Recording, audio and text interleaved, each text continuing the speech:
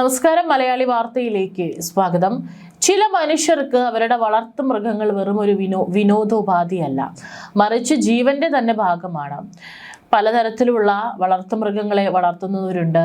പൂച്ച, നായ, പട്ടി, അതുപോലെ തന്നെ ചെറിയ മത്സ്യങ്ങളും അത്തരത്തിലൊക്കെ പലതരത്തിലുള്ള കൗതുകങ്ങളുടെ പിന്നാലെയാണ് ആളുകൾ.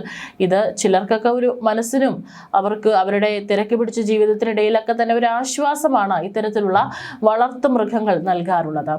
ഇപ്പോൾ കാൺപൂരിൽ നിന്നുള്ള ഒരു യുവാവിൻ്റെ ജീവിതം അത്തരത്തിലൊന്നായിരുന്നു. അതായത് വന്യമായ ലോകത്തെ തിരക്കുകളിൽ നിന്നെല്ലാം ഒളിച്ച് അവൻ ശാന്തത കണ്ടെത്തിയിരുന്നത് തൻ്റെ മുറിയിലെ അക്വേറിയത്തിലെ വർണ്ണ മത്സ്യങ്ങളിലായിരുന്നു. അവയ്ക്ക് തീറ്റ നൽകിയും ടാങ്ക് ഭംഗിയാക്കിയും അവയുടെ നീന്തൽ നോക്കി നിന്നും അവൻ തൻ്റെ ഏകാന്തതകളെ മനോഹരമാക്കിയിരുന്നു. എന്നാൽ കഴിഞ്ഞ വെള്ളിയാഴ്ച മണിക്കൂറുകളോളം നീണ്ടുനിന്ന പവർക്കെട്ട് ആ യുവാവിൻ്റെ കുഞ്ഞു ലോകത്തെ തകിടം മറിച്ചു. വൈദ്യുതി നിലച്ചതോടെ അക്വേറിയത്തിലേക്ക് ഓക്സിജൻ എത്തിക്കുന്ന മോട്ടോറുകൾ നിശ്ചലമായി. ടാങ്കിനുള്ളിൽ ശ്വാസം കിട്ടാതെ പിടയുന്ന തൻ്റെ പ്രിയപ്പെട്ട മത്സ്യങ്ങളെ നോക്കി ആ യുവാവ് ആകെ പരിഭ്രാന്തനായി. മണിക്കൂറുകൾ കടന്നുപോയിട്ടും വൈദ്യുതി തിരിച്ചെത്തിയില്ല. ഒടുവിൽ അവൻ ഏറെ സ്നേഹത്തോടെ പരിപാലിച്ച ആ വർണ്ണ മത്സ്യങ്ങൾ ഓരോന്നായി ജീവനറ്റ് വെള്ളത്തിൽ പൊങ്ങി തുടങ്ങി. ആ കാഴ്ച അവൻ്റെ ഉള്ളിൽ എവിടെയോ വലിയൊരു മുറിവാണ് ഉണ്ടാക്കിയത്. അവൻ ആ മീനുകൾ ജീവനായിരുന്നു. തൻ്റെ സമയത്തിൻ്റെ ഭൂരിഭാഗവും അവൻ ചിലവഴിച്ചിരുന്നതും അവയ്ക്ക് വേണ്ടിയായിരുന്നു.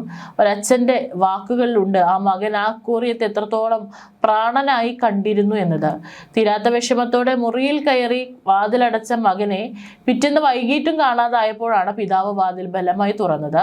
എന്നാൽ കാത്തിരുന്നത് ആ കുടുംബത്തെ തകർത്തു കളഞ്ഞ ഒരു ദൃശ്യമായിരുന്നു. മത്സ്യങ്ങളുടെ വേർപാട് താങ്ങാനാകാതെ ആ യുവാവ് സ്വന്തം ജീവിതം അവസാനിപ്പിച്ചിരുന്നു.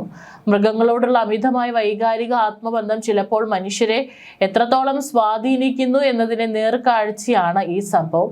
എന്നാൽ കേവലം മീനുകൾ ചത്തതുകൊണ്ട് മാത്രം ഒരാൾ ജീവനൊടുക്കുമോ എന്ന സംശയം പോലീസിനുണ്ട്. ഇതിന് പിന്നിൽ മറ്റ് മാനസിക സങ്കീർണതകളോ കാരണങ്ങളോ ഉണ്ടോ എന്നും കണ്ടെത്താൻ പോസ്റ്റ്മോർട്ടം നടപടികൾക്ക് ശേഷം മാത്രമേ സാധിക്കുകയുള്ളൂ.